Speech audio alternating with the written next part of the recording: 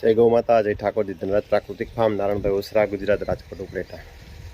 કાલે આપણે વિડીયો મૂક્યો તો કે વાછડી આવે એના માટે શું કરવું, તો હું તમને બતાવું. ચાલો, જો આ ગાય આજે ડિસ્ચાર્જ થવાનું ચાલુ થઈ, આ તમે જોઈ શકતા હશો. એટલે હજી કમ્પ્લીટ હજી નથી, આમ પકડે છે ને કૂટ મૂકી દે છે.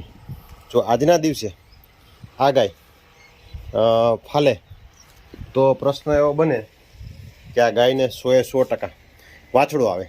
અને જેની ગાય આજે ફાયલી હોય તારીખ લખી લેજો, અને આજની જે ટૂંકમાં સાંજ સુધીનો જે સમય હોય એ સમય દરમિયાન ચેક કરી લેજો. 99% વાછડો જ આવશે.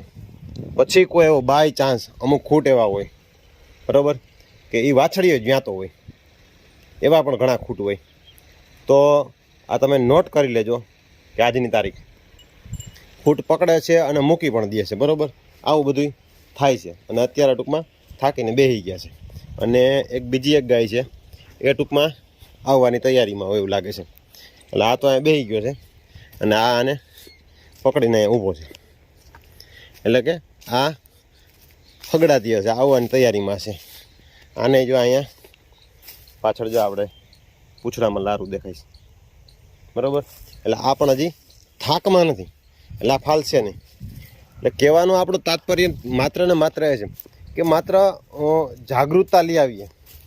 અને જે અત્યારે નાને પાયે કોઈ કરતા હોય તો પણ ભલે, અને મોટી ગૌશાળા હોય તો પણ ભલે, મોટામાં મોટો પ્રશ્ન હોય તો વાછડાનો છે. તો આ પ્રશ્નના સોલ્યુશન માટે આમાં ખાસ વસ્તુનું ધ્યાન રાખીએ તો લગભગ મારા ખ્યાલ પ્રમાણે 80%થી 75% થી 80% આ પ્રશ્ન સોલ્વ થાય. તમે જોઈ શકતા હશો અહીંયા એકદમ જો હા આછી પાણી જેવી લારું છે, જ્યાં પગમાન જે બધા છે, બરાબર. તો મેન કહેવાનો આપણો મતલબ એ જ છે કે જેટલી જાગૃતતા લઈ આવીએ એટલો સારામાં સારો ફાયદો. ખાસ કરીને બિદ્દનમાં કોઈ વસ્તુ આપણે પરફેક્ટલી ન કહી શકીએ, નંદીથી ફાલે તો 100% રિઝલ્ટ આવે. એના કારણો એની જે ગણના છે એ, બરાબર. અને જો આ અત્યારે જો ખૂટ છે, બરાબર, એના કારણે થઈ જો ખડતારે છે, વારી ઘડીએ એના પેટ બાજુ ચાટે છે, કોઈ નકર આમ કોઈ ગાયને બોલતી નહીં, જો આમ કોઈ પાછળ એને આવે તો પગ ઉલારવો, આવા બધા એના લક્ષણો છે. ઝાઝા પ્રશ્નો બધાને એવા બનતા હોય કે ભાઈ વાછડાની સમસ્યા છે. ડોઝમાં આપણે કમ્પ્લીટ ન કહી શકીએ, પણ આ રીતે નંદીથી નેચરલી ફાલે તો આપણે કન્ફર્મ કહી શકીએ કે આને આ રીતે ફાલે તો 100% વાછડો કે વાછડી આવે. આવા પ્રશ્નો ઝાઝા બધા આપણા ફાર્મ ઉપર અનુભવેલા છે. આપણે ત્યાં ગાયું જે ફેરવી ગયેલા છે એમાં અનુભવેલા છે. અને એવું આપણે જોયેલું છે અને આપણે સાંભળેલું છે. આ કોઈ મારું સૂચન નથી, કોઈ મારું એવું છે નહીં. આપણા જે વડીલોની જે કોઠાહૂજ હતી અને જે પ્રમાણે હતું એ પ્રમાણે એની છે વાત. અને આ સરસ મજાની ગરેડીઓ ઉર્ફે ટોલીનો, એની વાછડી, હોર્ન પેટર્ન, સિંગ અને આ બોડી સ્ટ્રક્ચર, એનું મોઢું સેમ એના જેવું. અને આ પણ પાકડી જ છે, એને હિસાબે જ આપણે લઈ આવ્યા છે. સારી વસ્તુ એમ કહી કે ત્યારે ન મળે, પણ અમુક સમય એવો હોય ત્યારે તમને મળી શકતી હોય. તો આ તમે જોઈ શકતા હશો. ચાલો નવા વિડીયો સાથે મળશું. અને આજના દિવસે આપણે આ ગાયને થવા નથી દેવાની, એટલે ખાસ વસ્તુનું ધ્યાન રાખવાનું છે. એટલે અત્યારે તો હજી થાકમાં નથી, પણ નંદી ભેગો હોય તો આ પ્રશ્ન બનશે. અને અત્યારે તમે જોઈ શકતા હશો કે ઓલો નંદી છે એની પાછળ ફરે છે, આની પાછળ ફરીને થાકી ગયો હતી, બેસી ગયો છે. કેમ કે ગીર હાંડડા છે એટલા બધા પકડે નહીં, અમે થોડોક આ અમારે વજનવાળો થઈ ગયો છે. ફાલવામાં ફાયર છે, પછી કમ્પ્લીટ ન હોય તો પછી મૂકી દઈએ.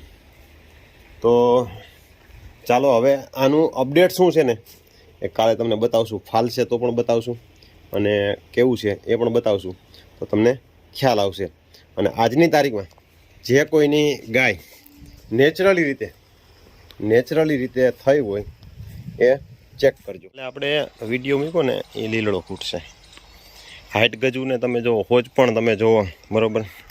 તો અત્યારે મને આમ એમ કહું તો સામે આમ છાતી સામે લગી આવે અને આગા હગડમાં છે. તેમ છતાં એ પાસે ઊભા રહી તો વાંધો ના આવે. એની ફિટનેસ તમે જુઓ, એની મૂત્રાની.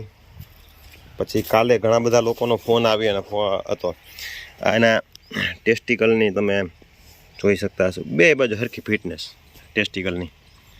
એટલે ઘણા બધામાં એવું બનતું હોય અને એકદમ હોજો આપણે હગડમાં છે તેમ છતાંય, બરાબર. કોઈને એમ હોય કે વાંહેથી ન બોલે તો કાંઈ આગળ જતા નથી. અને જબર ગજાવાળો આપણામાં નથી યુઝ કર્યું. એનું કારણ એ છે કે આપણે આ નંદી છે ને, જ્યાં કાબરો, એ પહેલાં ચાલુ થયો હતો અને આ એ પછી ચાલુ થયો. અને આ હજી 4 દાંત જ છે, એટલે હજી 3.5 વર્ષ આસપાસનો હશે, બરાબર. અને ઓલી ગાય હગડમાં છે, હગડમાં એટલે કે આવવા માટેની તૈયારી. અને આ ગાય પણ આપણે હગડમાં જ છે, આવવા માટેની તૈયારી. એટલે એક આ નંદી આની પાસે ઊભો છે ને એક ઓની પાસે ઊભો છે. અને આજની તારીખમાં ફરવા જ નથી દેવાની. બપોર લગી ત્યારે આપણે ગાયો ભેગી રહેવા દેવાને, અને બપોર પછી આ ગાયોને બેને આપણે ગાયો ભેગી નોખી કાઢી નાખીશું. એટલે નંદિયાના ભેગા અહીંયા રીએ, નકર નંદીને બાંધવા પડે. અને આજના દિવસે આપણે ફરવા નથી દેવી. હોજ પણ અને એનું બધું હેત એટલું છે. જો ગાને મૂકીને આપણી પાસે આવતો રહ્યો, હગડમાં છે. આ પરિસ્થિતિમાં ઘણા બધાનો પ્રશ્ન એવો હોય કે નંદી પાસે ન જવા દઈએ, નંદી મારવા દોડે, આવા બધા પ્રશ્નો હોય. પણ આને તમે પ્રેમ કરીએ તો આપને પ્રેમ આપે. તો ચાલો નવા વિડીયો સાથે. જય ગૌ માતા.